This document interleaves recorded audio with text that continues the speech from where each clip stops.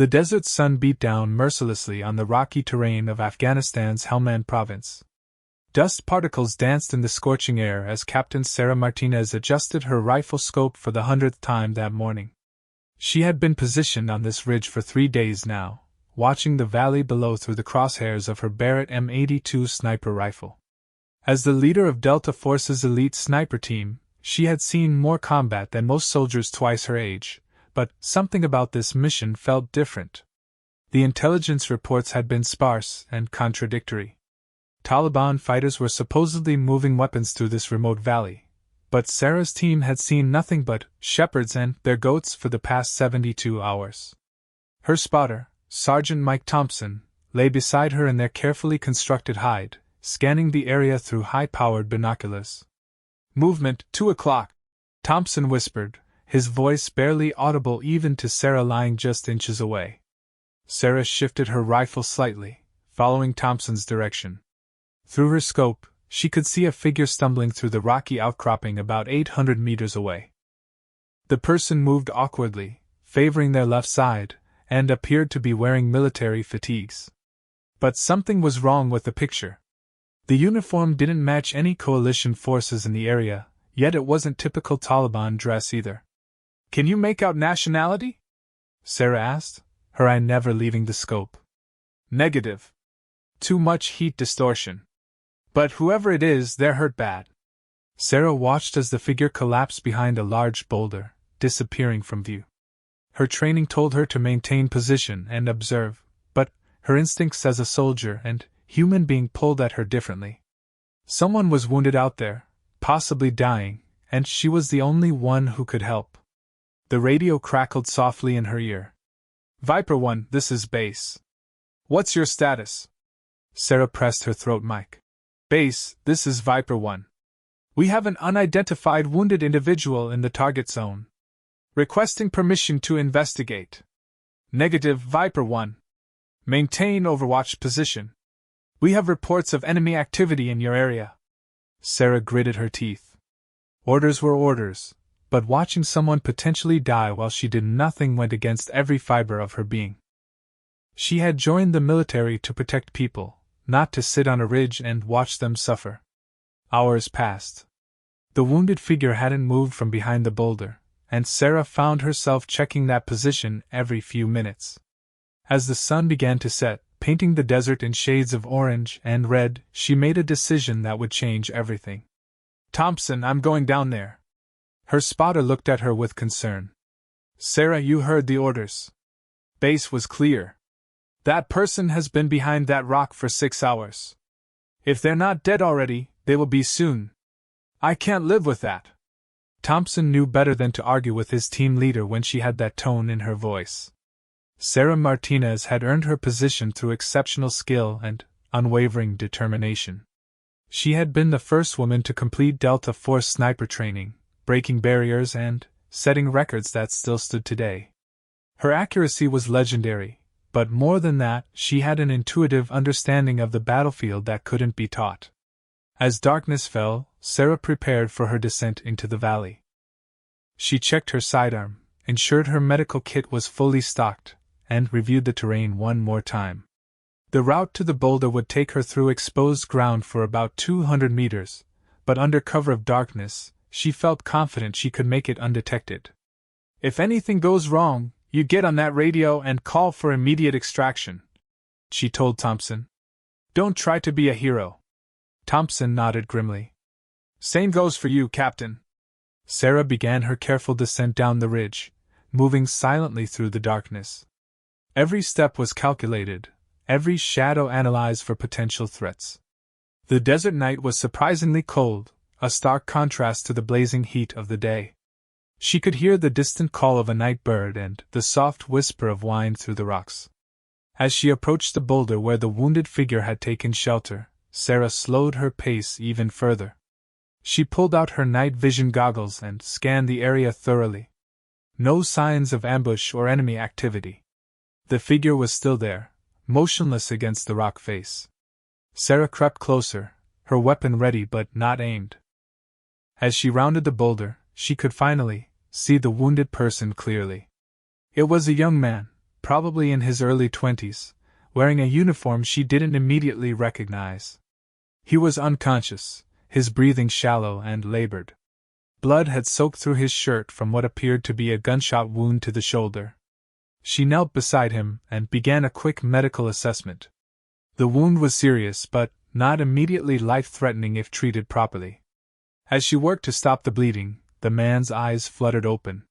In the green glow of her night vision, she could see the confusion and fear in his gaze. "American?" he whispered in heavily accented English. "Yes, I'm here to help," Sarah replied softly, continuing to work on his wound. The man tried to sit up, but Sarah gently pushed him back down.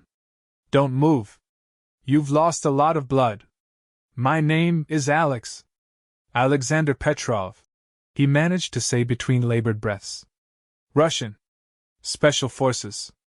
Sarah's hands paused for just a moment. A Russian soldier in Afghanistan was unexpected, to say the least. The official relationship between Russia and the coalition forces was complicated at best, but on the ground, wounded was wounded. "What are you doing here, Alexander?" Sarah asked as she continued treating his wound. "Mission went wrong. My team, they're gone," Alex said, his voice growing weaker. "Taliban ambush." Sarah felt a chill that had nothing to do with the desert night. If Alex was telling the truth, there were hostile forces in the immediate area, and she had just compromised her position to help an enemy soldier. But, as she looked at his young face, pale from blood loss and pain, she couldn't bring herself to regret her decision. "How long have you been here?" she asked, applying pressure to the wound. 2 days, maybe 3. Hard to tell. Sarah realized that Alex must have been in the area before her team had even arrived for their mission. Whatever operation he had been part of had gone sideways, leaving him stranded and wounded in hostile territory. "Listen to me, Alexander. I'm going to get you out of here, but I need you to stay quiet and do exactly what I say. Can you walk?" Alex tried to move his legs and nodded weakly. "I think so, but slowly." Sarah activated her throat mic, switching to a secure frequency. "Thompson, this is Sarah.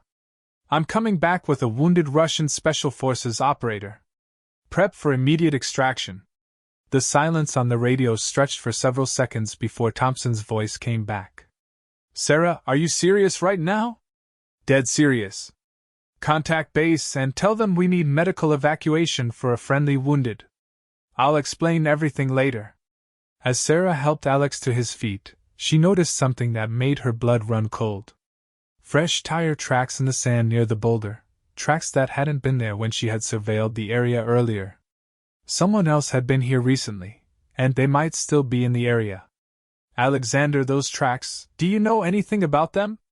Alex followed her gaze and his face went pale. "Taliban patrol. They've been searching for me. Found my position yesterday, but I managed to hide until they left." Sarah's mind raced through the tactical situation. If the Taliban were actively searching for Alex, they would likely return to check this location again. Her extraction point was over a kilometer away, and Alex was in no condition for a forced march through hostile territory. "How many were there?" she asked, helping Alex steady himself against the boulder. 6, maybe 7. Armed with AKs and at least 1 RPG. Sarah weighed her options. She could leave Alex and return to her position, completing her original mission and avoiding a potential international incident. Or she could risk everything to save a wounded enemy soldier who might have valuable intelligence about Taliban operations in the area. The decision, when it came, was instinctive rather than calculated. Sarah had become a soldier to protect people, and that's exactly what she was going to do. "We're moving now," she said firmly, slinging Alex's arm over her shoulder. "Stay quiet and step where I step." As they began their slow journey across the desert floor, Sarah couldn't shake the feeling that they were being watched. The hair on the back of her neck stood up, and her combat instincts screamed danger. She paused, listening carefully to the night sounds around them. That's when she heard it. The soft scrape of boots on rock, somewhere behind them in the darkness. They were being followed. Sarah helped Alex behind another cluster of rocks and pulled out her sidearm. How many Taliban know about your location? She whispered urgently. The patrol leader, he's smart. Been tracking me for days, Alex replied weakly. He knows I'm wounded. He's patient. Sarah realized they were walking into a trap. The Taliban patrol had likely been watching the area, waiting for any coalition forces to investigate the wounded Russian. Now she had played right into their hands. Thompson, we have hostiles in pursuit, she radioed. Need immediate support. Negative on support, Sarah. Base says you're on your own until you reach the extraction point. Sarah felt the weight of command settle heavily on her shoulders. She had made the decision to help Alex, and now both their lives were in danger because of it. But there was no going back now. As they moved through the darkness, Alex began to tell her his story in whispered fragments. He had been part of a reconnaissance mission, gathering intelligence on Taliban weapons shipments. His team had been betrayed by a local informant, and ambushed 3 days earlier. He was the only survivor. The information I have, Alex whispered as they paused behind another rock formation. It could save many lives. Taliban planning major offensive.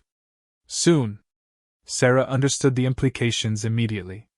If Alex had intelligence about a major Taliban operation, getting him to safety wasn't just about saving one life anymore. It was about potentially preventing a large-scale attack that could kill dozens of coalition soldiers. The sound of footsteps was getting closer now. Sarah estimated at least 4 pursuers, moving with the confidence of men who knew the terrain intimately. She and Alex were outnumbered and outgunned, with one of them barely able to walk. There's a drainage ditch about 200 meters ahead, Sarah whispered. If we can make it there, we'll have some cover. They resumed their painful journey across the desert floor. Alex was leaning heavily on Sarah now, his strength fading with each step. She could feel the warmth of his blood seeping through the bandage she had applied to his shoulder wound. Halfway to the drainage ditch, Sarah heard the distinctive sound of an AK-47 being cocked somewhere behind them. They had been spotted. Run, she told Alex, but she knew he couldn't. Instead, she helped him stumble toward the nearest cover while drawing her sidearm with her free hand. The first shots rang out across the desert, muzzle flashes lighting up the night like deadly fireworks.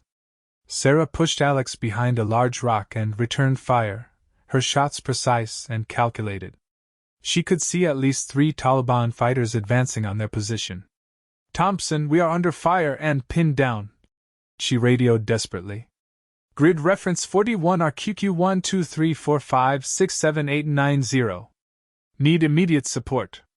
Sarah, extraction bird is 20 minutes out. Can you hold that long? 20 minutes might as well have been 20 hours. Sarah looked at Alex, who was barely conscious now, then, at the Taliban fighters who were steadily advancing on their position. She had enough ammunition for maybe 5 minutes of sustained fire. But Sarah Martinez hadn't become a Delta Force sniper leader by giving up when the odds were against her. She checked her rifle, made sure Alex was as protected as possible behind the rock, and prepared to make the most important shot of her career. The Taliban patrol leader appeared briefly from behind cover, and in that split second, Sarah saw something that made her heart stop. The man's face was illuminated by moonlight, and she recognized him from intelligence briefings.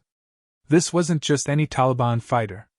This was Hassan al-Rashid, one of the most wanted insurgent leaders in the region, responsible for dozens of attacks on coalition forces. Sarah realized that this encounter was no coincidence. Al-Rashid must have been tracking Alex specifically, which meant the Russian soldier's intelligence was even more valuable than she had initially thought. Whatever Alex knew about Taliban operations, it was important enough for al-Rashid to personally hunt him down. As the firefight intensified, Sarah found herself fighting not just for their lives, but for information that could change the course of the entire campaign in Helmand province.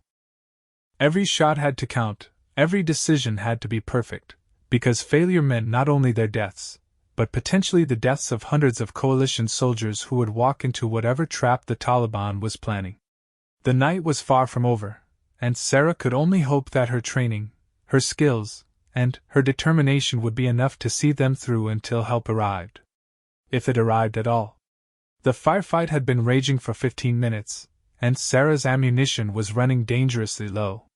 Hassan al-Rashid and his fighters had taken positions in a semicircle around their rocky shelter, systematically closing in with practiced military precision.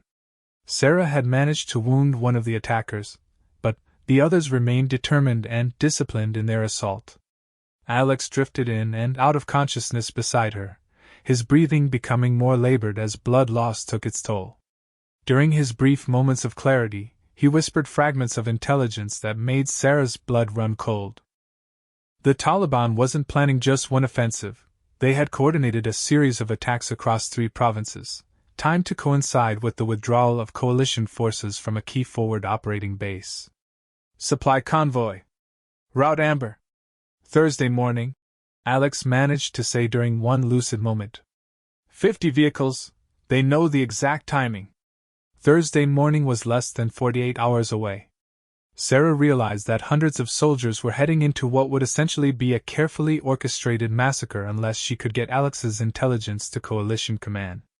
A bullet sparked off the rock inches from her head, bringing her attention back to the immediate threat. Al-Rashid was shouting orders in Pashto to his men, directing them to flank their position. Sarah could hear movement on both sides now. They were about to be surrounded. "Thompson, where is that extraction bird?" she radioed, firing 2 quick shots at a muzzle flash. 15 minutes out, Sarah. Can you hold? Sarah looked at her remaining ammunition and Alex's deteriorating condition. 15 minutes was a lifetime in combat, especially when outnumbered and outgunned. But giving up wasn't in her nature. "Alex, I need you to stay awake," she said firmly, shaking the Russian soldier gently. "What else can you tell me about the Taliban plans?" "Weapons cache, coordinates in my pocket," Alex whispered weakly. "Enough explosives to level a city block. They're moving it tonight." Sarah felt around Alex's uniform pocket and found a small notebook, its pages filled with Russian writing and map coordinates. Even without being able to read Russian, she could see that this contained detailed intelligence about Taliban operations throughout the region. This wasn't just about one convoy attack, this was a comprehensive plan for a major insurgent campaign. Another burst of gunfire forced Sarah to duck lower behind their cover. She could hear al-Rashid's men communicating with hand signals now, a sign they were preparing for a final assault. Sarah made a quick tactical decision that went against all her training but might be their only chance of survival.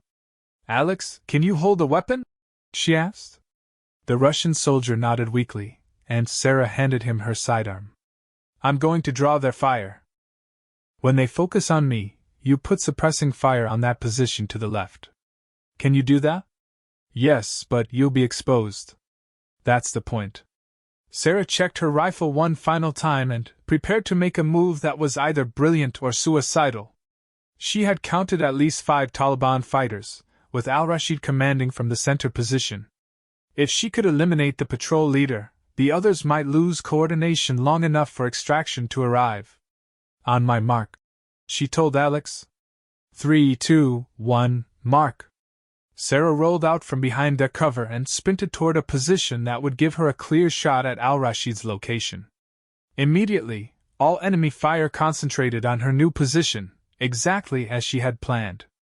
Alex, despite his wounds, managed to lay down accurate covering fire that forced the leftmost Taliban fighter to keep his head down. From her new vantage point, Sarah could see al-Rashid clearly. He was partially concealed behind a rock formation about 300 meters away, close enough for a difficult but manageable shot with her rifle. The patrol leader was focused on directing his men's fire toward her position, apparently unaware that he had exposed himself to her crosshairs. Sarah steadied her rifle against the stable rock surface and controlled her breathing, just as she had done thousands of times in training and dozens of times in combat. The familiar calm of the sniper's mentality settled over her, blocking out the chaos around her and focusing her entire world down to the precise placement of her crosshairs. Al-Rashid moved slightly, and Sarah adjusted her aim to compensate. This shot had to be perfect. She likely wouldn't get another opportunity. The wind was minimal, The distance was within her comfort zone, and the target was stationary. Every factor was as optimal as she could hope for under combat conditions. Sarah squeezed the trigger with the smooth, steady pressure that had become second nature to her. The rifle bucked against her shoulder, and through her scope, she saw al-Rashid drop immediately. The other Taliban fighters, suddenly, leaderless and confused, stopped their coordinated assault and began falling back to defensive positions. "Target down," Sarah radioed to Thompson. "Primary hostile eliminated." The psychological effect of losing their leader was immediate and dramatic. The remaining Taliban fighters began withdrawing from their positions, apparently unwilling to continue the fight without al-Rashid's leadership. Sarah maintained her overwatched position, ready to engage any fighter who showed continued aggression, but within minutes the desert had fallen silent except for the distant sound of approaching helicopter rotors. "Extraction bird inbound 2 minutes," Thompson's voice crackled over the radio. "LZ is hot but manageable." Sarah quickly returned to Alex's position. The Russian soldier was barely conscious but still gripping her sidearm with determination. His bandage was soaked with blood, and Sarah could see that he needed immediate medical attention if he was going to survive. "Alex, extraction is almost here. Stay with me," she said, applying fresh pressure to his wound. "The notebook, make sure intelligence gets to right people," Alex whispered urgently. "Many lives depend on it." The sound of helicopter rotors grew louder, and Sarah could see the aircraft's navigation lights approaching their position. The UH-60 Black Hawk came in fast and low, its crew chief already preparing to take on wounded personnel. The pilots had received Sarah's grid coordinates, and were setting up for a hot extraction under potential enemy fire. As the helicopter touched down in a cloud of dust and debris, Sarah helped Alex to his feet and half-carried him toward the aircraft. The crew chief and a medic immediately took charge of the wounded Russian soldier, getting him aboard and beginning emergency medical treatment even before the aircraft lifted off. "Ma'am, we need to go now," the crew chief shouted over the rotor noise. "We've got reports of additional hostile forces moving toward this position." Sarah climbed aboard the helicopter and immediately found herself in an awkward situation. She was a Delta Force captain who had just rescued a Russian Special Forces operative, killed a high-value Taliban leader, and recovered intelligence that could prevent a major insurgent offensive. The international and military implications of her actions would undoubtedly create complications far above her pay grade. As the Black Hawk lifted off and headed toward the coalition medical facility, Sarah looked down at the desert battlefield below. Al-Rashid's body lay motionless near the rock formation where she had shot him, while the remaining Taliban fighters had disappeared into the maze of valleys and ridges that made this region such a challenging combat environment. During the flight, the medic worked frantically to stabilize Alex's condition. The Russian soldier had lost significant amounts of blood, and the medic was running multiple 4 lines to maintain his blood pressure. Sarah found herself holding pressure on Alex's shoulder wound while the medic worked on establishing better vascular access. "Is he going to make it?" Sarah asked the medic. "Touch and go," the medic replied honestly. "He's lost a lot of blood, and that shoulder wound is more complex than it initially appeared. Looks like the bullet fragmented and damaged some major blood vessels." Alex's eyes opened briefly, and he looked directly at Sarah. "Thank you," he whispered in English that was clearer than his earlier speech. "You risked everything for enemy soldier." "You're not my enemy right now," Sarah replied firmly. "Right now you're a wounded soldier who has information that can save lives." The helicopter's radio crackled with communications from the base they were approaching.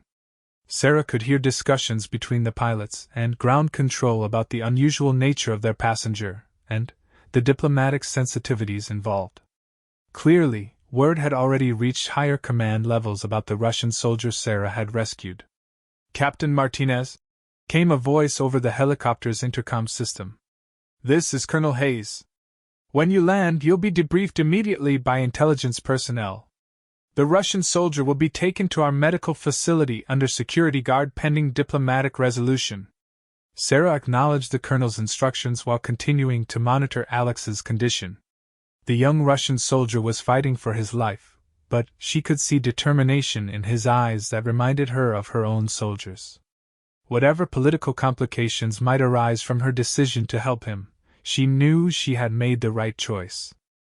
As they approached the forward operating base, Sarah could see increased security activity on the ground.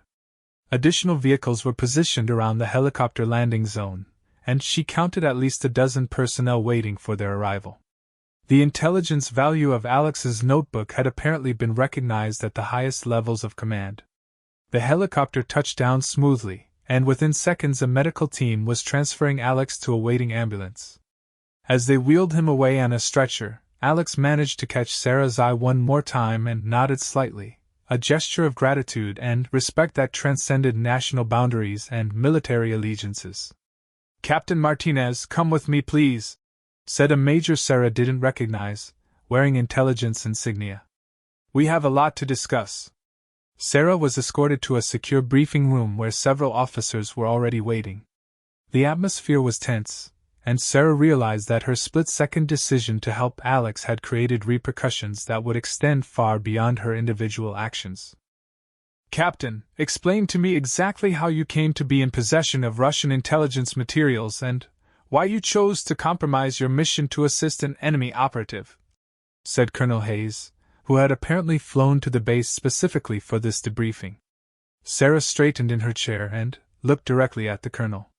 "Sir, I encountered a wounded soldier who had intelligence about imminent Taliban attacks on coalition forces. My assessment was that the value of that intelligence outweighed other considerations. And the fact that this soldier was Russian special forces didn't factor into your decision?" "It factored in, sir, but I determined that preventing attacks on our people was more important than nationality politics." The intelligence major opened Alex's notebook and spread several pages across the table. "Captain, according to our preliminary translation, this notebook contains detailed information about Taliban operations throughout the region. Strike plans, weapons caches, safe houses, and what appears to be a comprehensive operational timeline for coordinated attacks." Sarah felt vindicated in her decision, but she could see the complexity of the situation in the officers' faces. The intelligence was valuable, but its source created diplomatic complications that would require careful handling at levels far above a field captain's authority.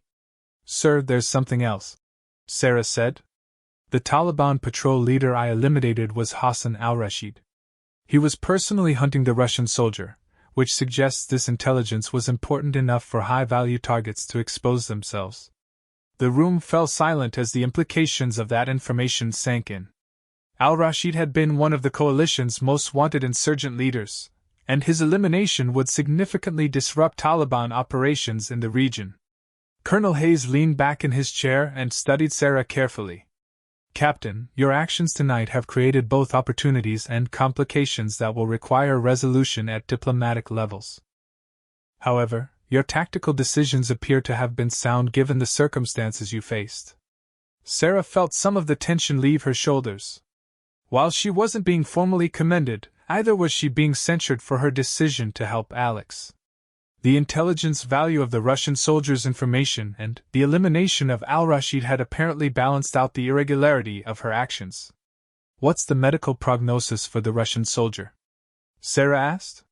"He's in surgery now," replied the intelligence major. "Doctors are optimistic about his chances, but recovery will take several weeks. That gives us time to work through the diplomatic aspects of this situation." Over the next several hours, Sarah provided detailed debriefings about every aspect of her encounter with Alex and the subsequent firefight with al-Rashid's patrol. Intelligence analysts worked through the night translating and analyzing the contents of the Russian notebook, confirming that it contained actionable intelligence about multiple planned Taliban operations. By dawn, the scope of what Alex had uncovered became clear. The Taliban had been planning a coordinated offensive designed to coincide with coalition troop movements, targeting supply convoys, forward operating bases, and civilian infrastructure. The intelligence was comprehensive enough to allow coalition forces to preempt most of the planned attacks.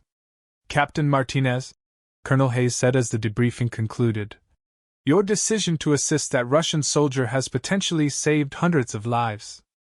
The diplomatic complications will be worked out at higher levels, but I want you to know that your actions tonight exemplified the best traditions of military service." Sarah felt a mix of exhaustion and satisfaction as she finally left the briefing room. The sun was rising over the mountains surrounding the forward operating base, painting the sky in shades of pink and gold that seemed incongruous with the violence of the previous night. She thought about Alex, probably still in surgery, fighting for his life after serving his country in a war that had become increasingly complex and morally ambiguous. She thought about the Taliban fighters she had killed, including al-Rashid, and the attacks that had been prevented by capturing his intelligence. Most of all, she thought about the hundreds of coalition soldiers who would live to see another day because a wounded Russian soldier had trusted her enough to share intelligence that could save their lives. In a war where the lines between friend and enemy were often unclear, she had chosen to focus on the fundamental human connection between soldiers who understood duty, sacrifice, and the value of life. The decision had been risky, unconventional, and diplomatically complicated. But as Sarah finally headed to her quarters for some much-needed rest, she knew without question that it had been the right choice. 3 weeks had passed since the night Sarah rescued Alex from the Taliban patrol. The intelligence from his notebook had proven invaluable, allowing coalition forces to disrupt 2 major planned attacks and capture several high-value targets. The diplomatic situation, however, remained complex and unresolved. Sarah had been temporarily assigned to the intelligence analysis section at Bagram Air Base while higher command levels worked through the political implications of her actions. She spent her days helping analysts understand the tactical context of Alex's intelligence and planning operations based on the Taliban information they had recovered. Alex himself had survived his surgery and was recovering in the coalition medical facility under what was diplomatically termed protective custody. Sarah had been allowed to visit him twice as he recovered, ostensibly to clarify details about the intelligence he had provided, but both visits had evolved into something more like conversations between soldiers who had shared a life-or-death experience. During their second visit, Alex had been sitting up in bed, looking much healthier despite the obvious limitations imposed by his shoulder wound and the armed guards stationed outside his room. His English had improved remarkably during his recovery, aided by interactions with medical staff and intelligence personnel. "Captain Martinez," Alex had said with a slight smile, "I understand I have you to thank for more than just saving my life. The nurses tell me you advocated for better medical treatment during my surgery."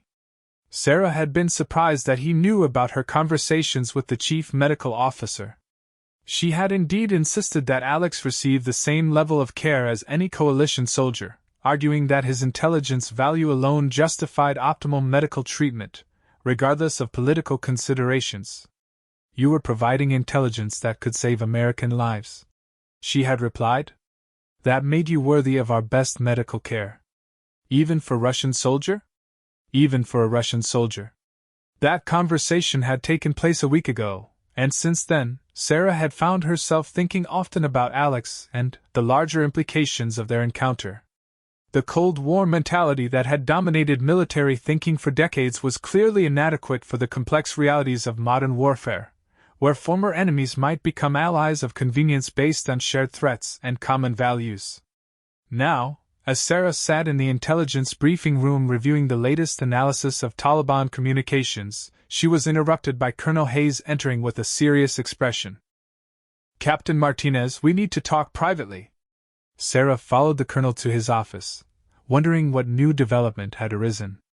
The political aspects of Alex's situation had been handled at levels far above her clearance level, and she had assumed her role in the matter was essentially complete. "Sarah, I'm going to share some information with you that's classified at the highest levels," Colonel Hayes began. "The Russian government has been in communication with our State Department regarding Lieutenant Petrov." Sarah felt her stomach tighten. "What kind of communication, sir?" "They want him back, obviously. But they've also provided some background information about his mission that changes our understanding of what happened out there." Colonel Hayes opened a classified folder and removed several documents. "Alex Petrov wasn't just gathering intelligence on Taliban operations.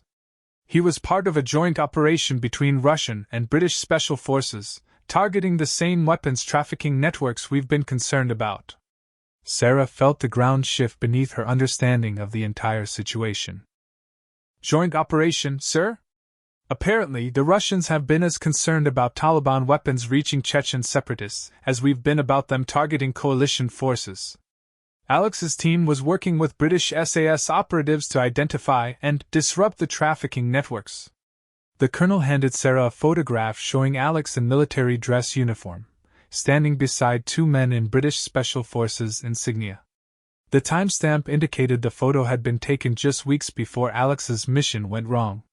The operation was classified at such high levels that our field commanders weren't informed. Colonel Hayes continued. When Alex's team was ambushed, the British operatives were extracted, but Alex was left behind because the exfiltration plan failed. Sarah studied the photograph, trying to reconcile this information with her assumptions about Alex's presence in Afghanistan. So he was an enemy, sir? Not exactly enemy, not exactly ally. More like parallel operations with shared interests. The Taliban weapons networks threaten Russian interests in Central Asia as much as they threaten ours in Afghanistan. Colonel Hayes retrieved another document from the folder. Which brings us to the current situation. The Russians want Alex back, but they've also proposed something unusual. They want to formalize the intelligence sharing arrangement that Alex's mission represented. Sarah looked up from the documents with surprise. Formalize it how? Joint operations. Shared intelligence. Coordinated targeting of mutual threats. The colonel paused significantly. And they've specifically requested that you be involved in the coordination. Me, sir? Apparently, Alex has been quite vocal about your professionalism and tactical competence during his debriefings with Russian diplomatic personnel. He's recommended you as someone who can work effectively across national boundaries while maintaining operational security. Sarah felt overwhelmed by the implications of what Colonel Hayes was telling her. Her split-second decision to help a wounded soldier was evolving into something that could reshape military cooperation between former adversaries. Sir, what exactly are they proposing? A liaison position.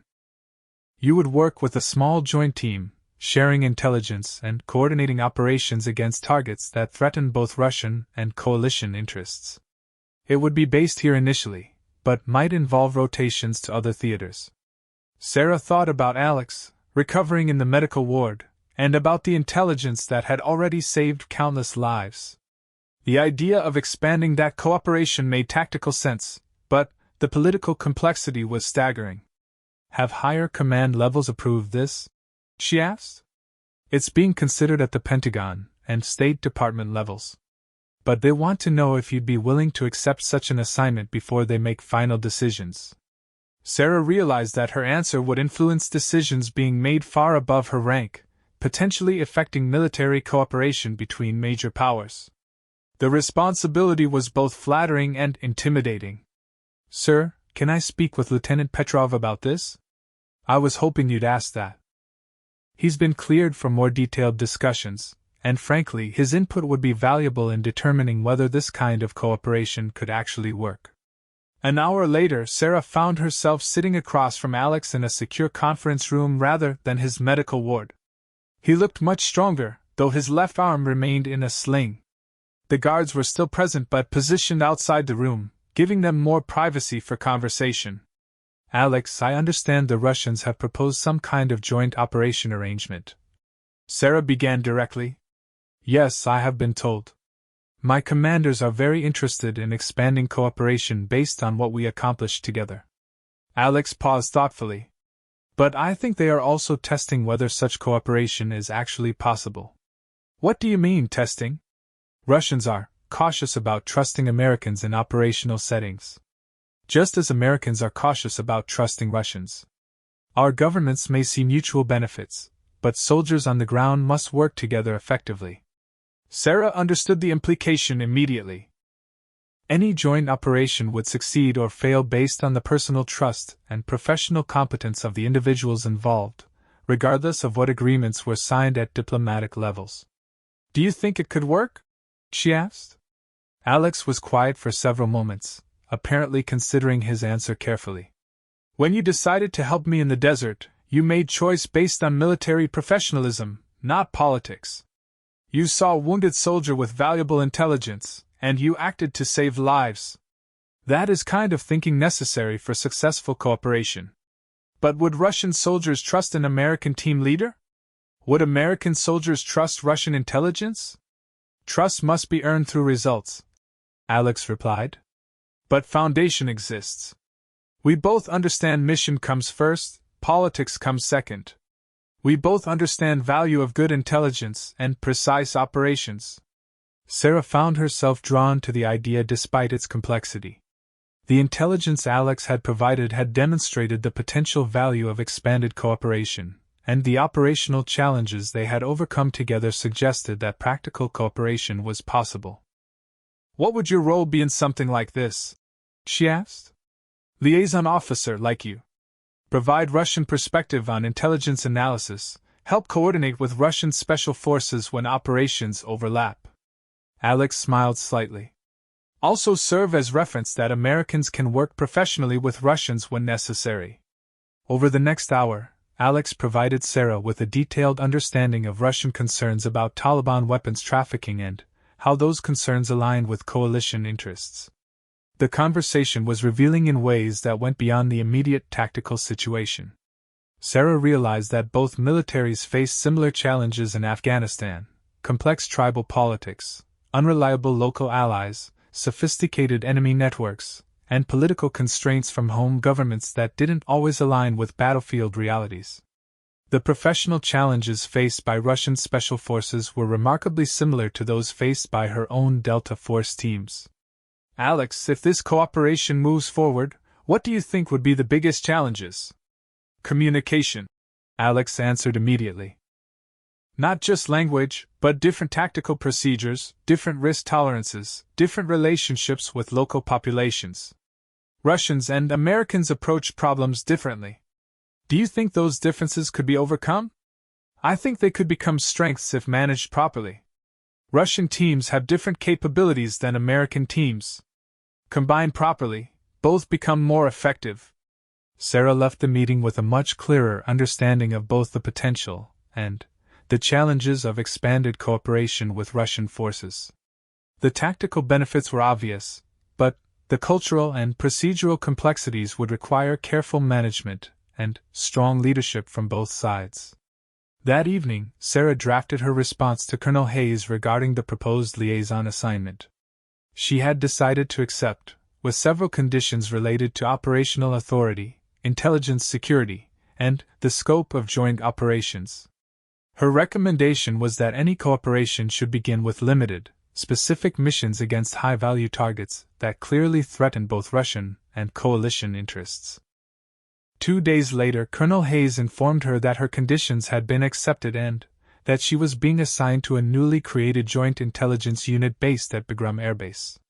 Alex had been cleared for similar assignment, pending his full medical recovery and formal approval from Russian command levels. Sarah, you understand that you'll essentially be writing the handbook for this kind of cooperation, Colonel Hayes told her. There's no precedent for what you'll be doing, and a lot of people will be watching to see whether it works. Sarah understood the weight of responsibility she was accepting. Her decisions and actions would influence whether cooperation between former adversaries could become a model for addressing shared threats in an increasingly complex world. Sir, when do we start? Alex is being medically cleared next week. You'll have 2 weeks to establish procedures and protocols before your first joint operation briefing. As Sarah left the colonel's office, she thought about the chain of events that had led to this moment. A wounded soldier stumbling through the Afghan desert had become the catalyst for a new approach to international military cooperation. Her instinctive decision to help someone in need had evolved into something much larger and more significant than she could have imagined. The challenges ahead would be substantial. Building trust between former enemies, developing effective communication protocols, managing competing national interests, and maintaining operational security while sharing sensitive intelligence would all require skills that went far beyond traditional military training. But as Sarah looked back on her conversation with Alex, she felt cautiously optimistic about their chances for success.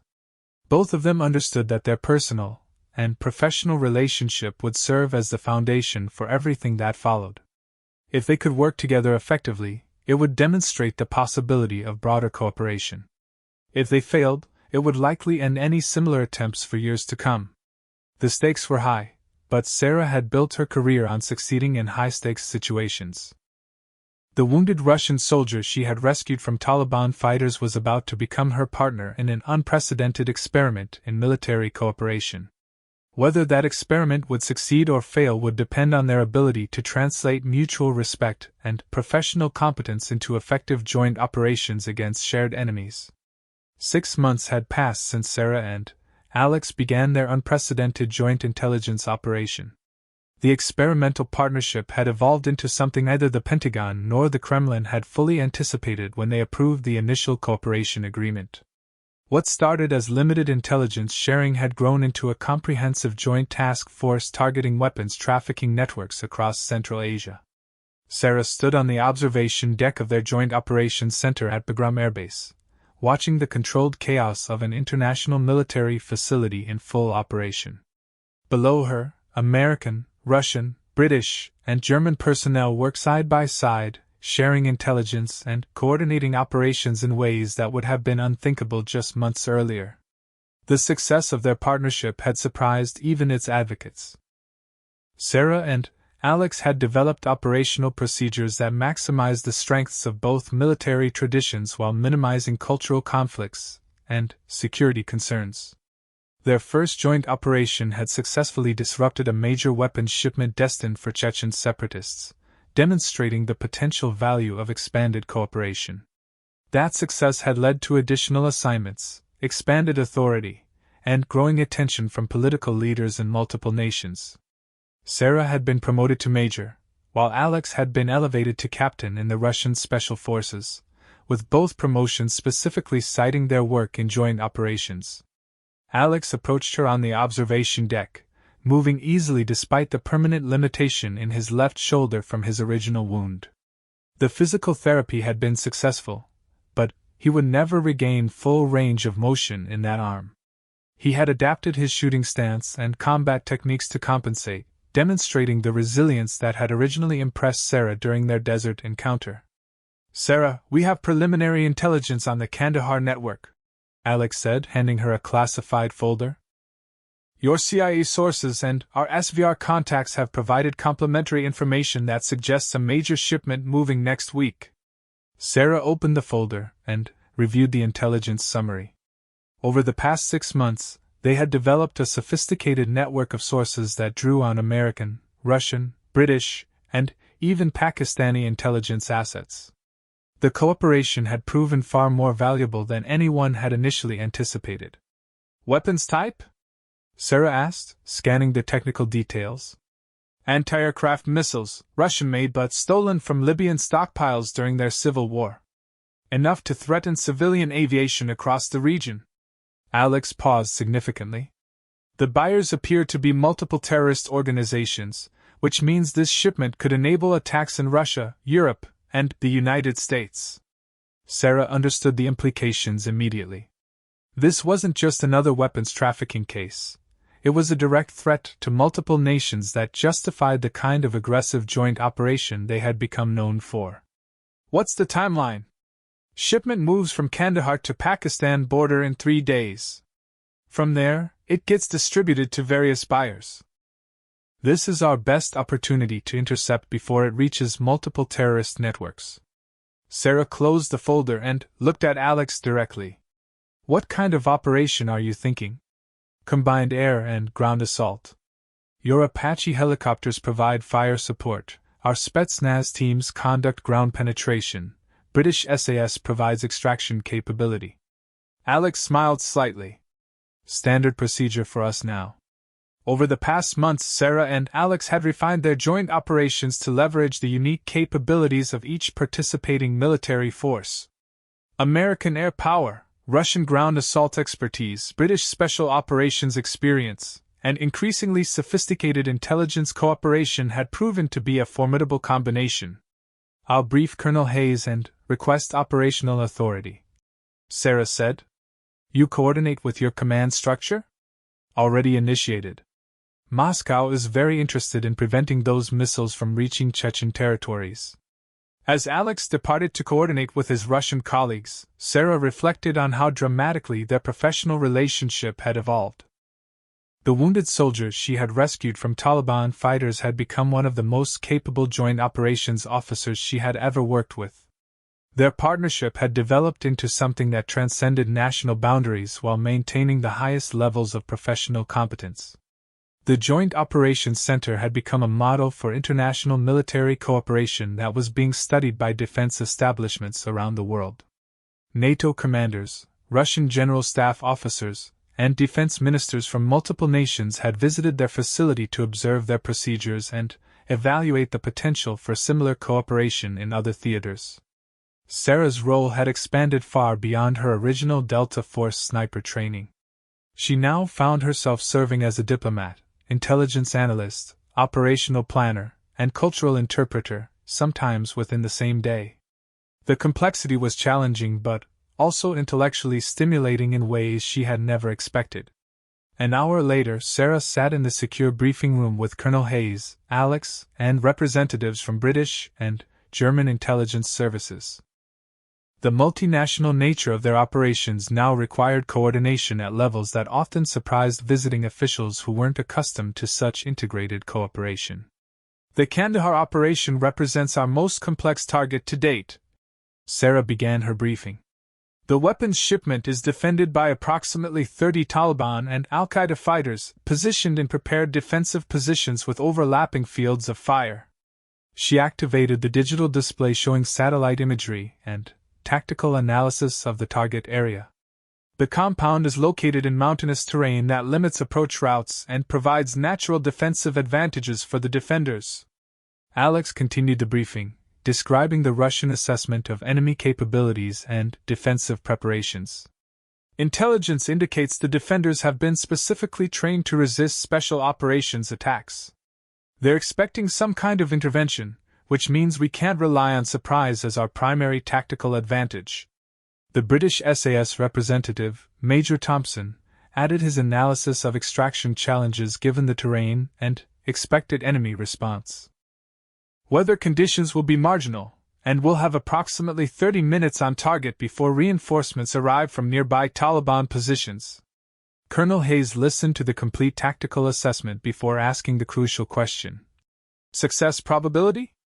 Sarah and Alex exchanged glances before Sarah responded.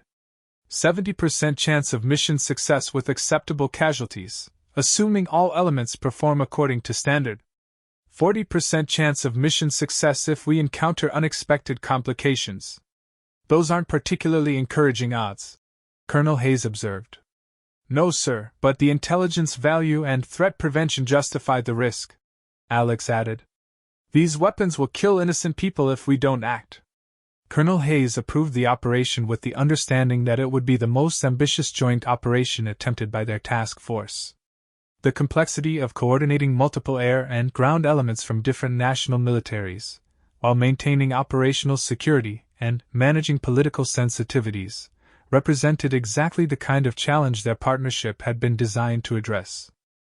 Over the next 3 days, Sarah and Alex worked 18-hour shifts coordinating every aspect of the operation. American Special Operations teams would provide perimeter security and communications relay, while Russian Spetsnaz teams conducted the primary assault on the weapons compound. British helicopters would provide extraction capability, with American Apache gunships delivering close air support as needed. The operational planning required constant communication between military units that had been adversaries for decades, using equipment and procedures that often weren't compatible. Sarah found herself serving as translator not just for language differences, but for fundamental differences in tactical doctrine and command structure. The Russian teams prefer vertical assault techniques, while American doctrine emphasizes horizontal infiltration, Sarah explained to the American Special Operations Commander. We need to coordinate timing so both approaches complement rather than interfere with each other. Similar coordination challenges arose with communications equipment, weapons systems, intelligence sharing protocols, and extraction procedures. Every detail had to be carefully planned to prevent the kind of confusion that could prove fatal in a complex combat operation. The night before the operation, Sarah and Alex conducted their final equipment checks and reviewed contingency plans one more time.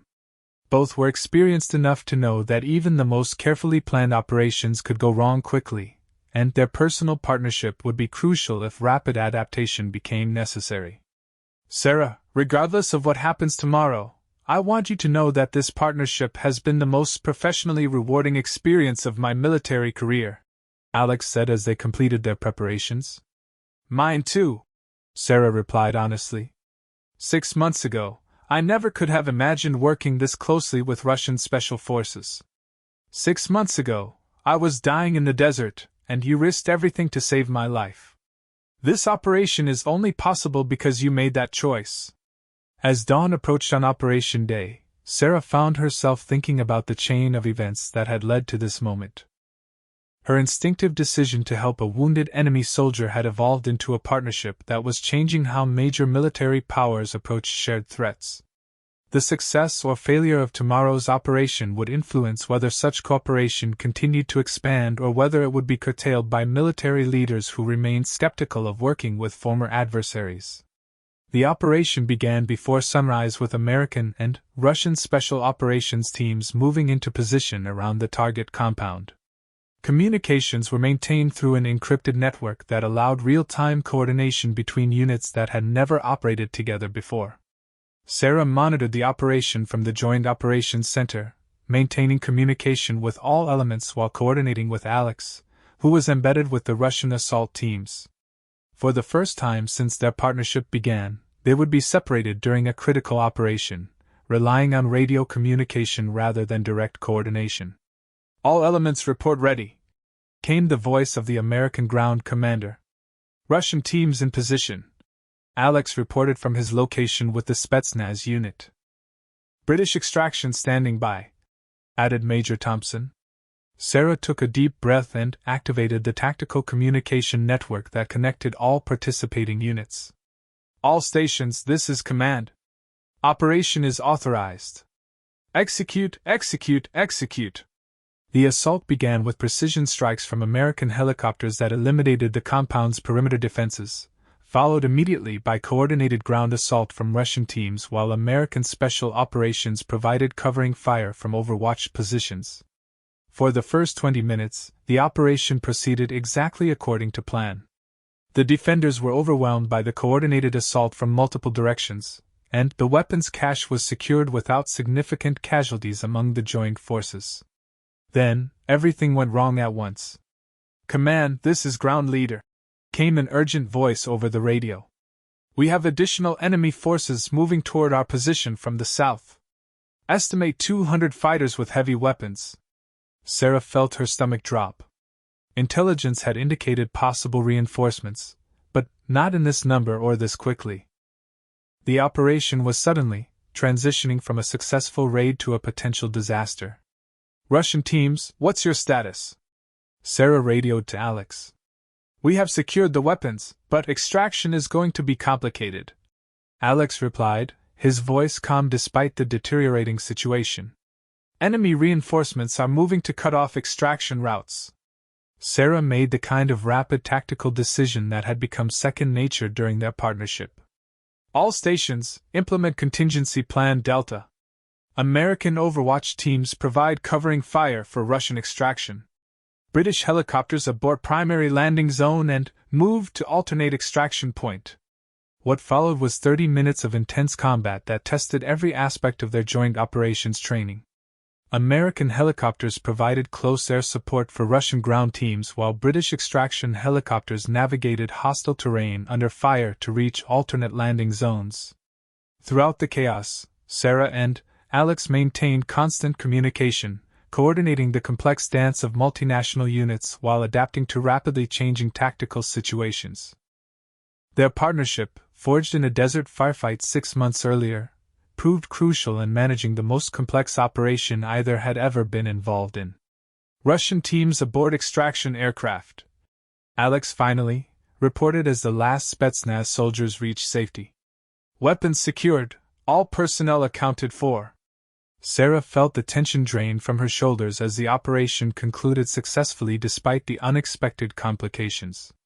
The weapons cache that could have enabled terrorist attacks across multiple continents had been secured, and all participating forces had returned safely.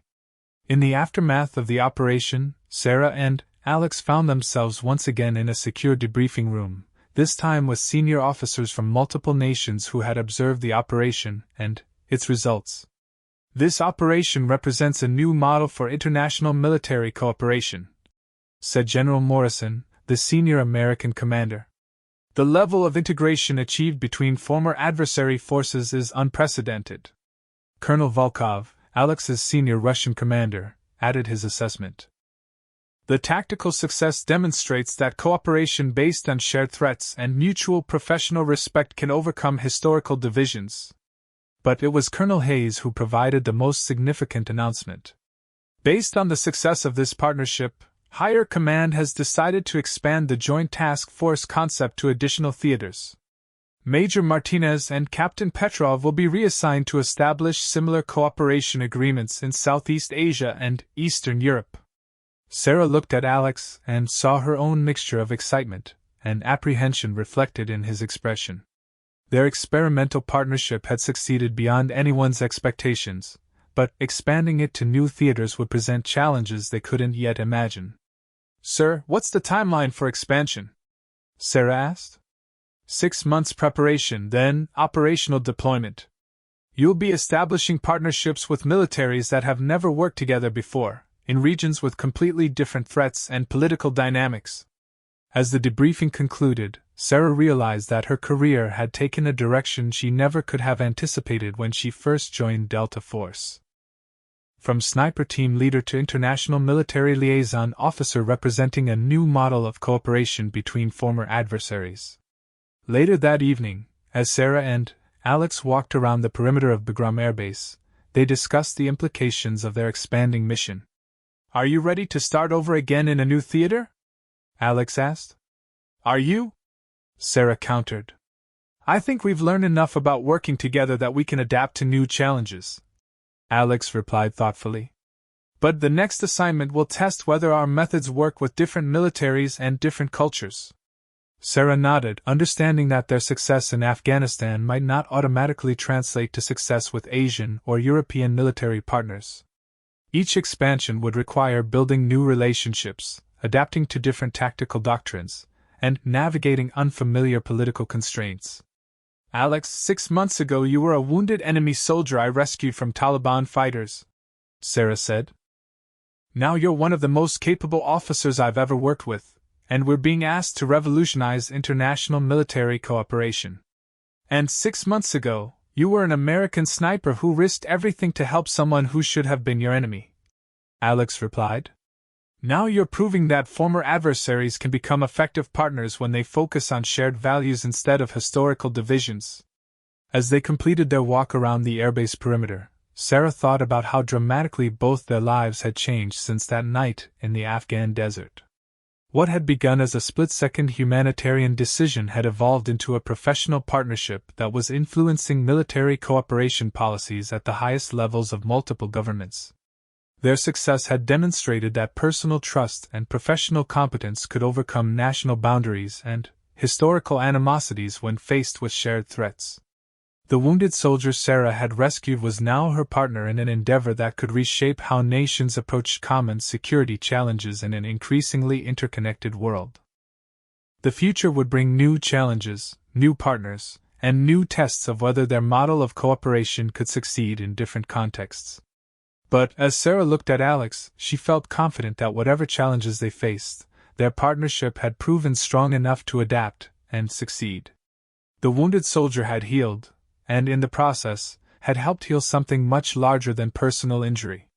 The trust and cooperation they had built together represented a new possibility for international relations in an age when traditional adversaries increasingly faced common threats that required common solutions.